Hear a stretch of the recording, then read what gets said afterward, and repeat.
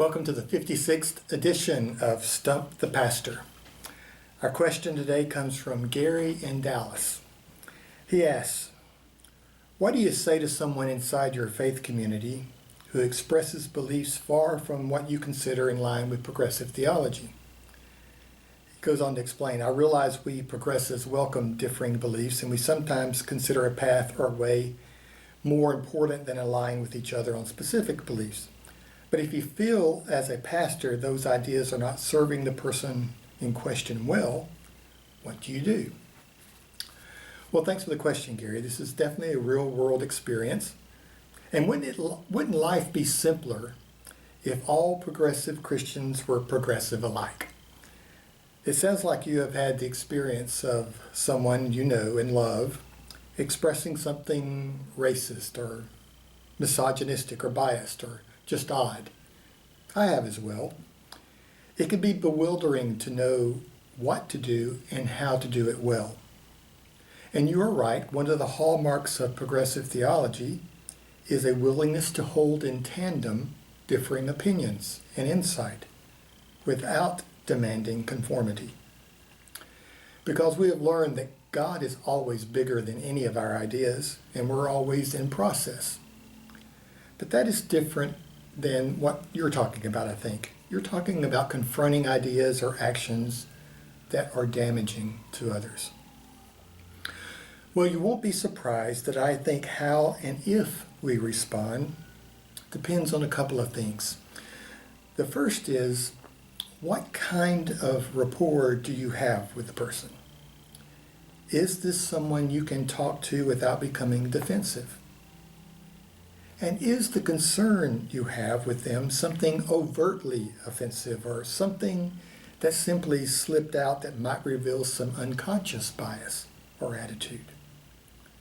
For example, is the person unconsciously biased or uninformed with their comment or action, or are they being overt about it? Now, many of us have discovered layers upon layers of unacknowledged bias within ourselves, even after we have consciously engaged ridding ourselves of such. Progressive theology is not a completed goal. It's a lifelong process. And let's face it, none of us want to be the progressive police. And all of us must work on constantly reminding ourselves that we don't control anyone else or their ideas. Progressive theology at its root is about allowing grace and freedom for all of us to grow at our own pace. So if you decide you do want to talk to the person about the situation, I would do it privately and begin with something like, you know, what happened the other day struck me oddly.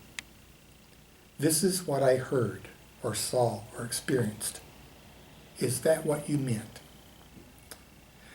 Now keep in mind that the end of any such conversation is to understand, not to place blame. New insight is often received when it comes from inside us, rather than others demanding something of us.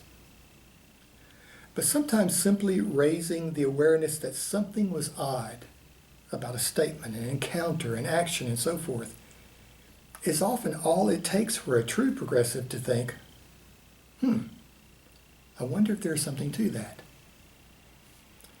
Now, one of the best parts of progressive Christianity is that we have freedom to try things on, to decide if they fit or decide to let them go. None of us is a complete project. We are all in process. Or as the gospel said about Jesus, we are all on the way. And finally, it just might be true that someone is progressive differently from you, or maybe for now.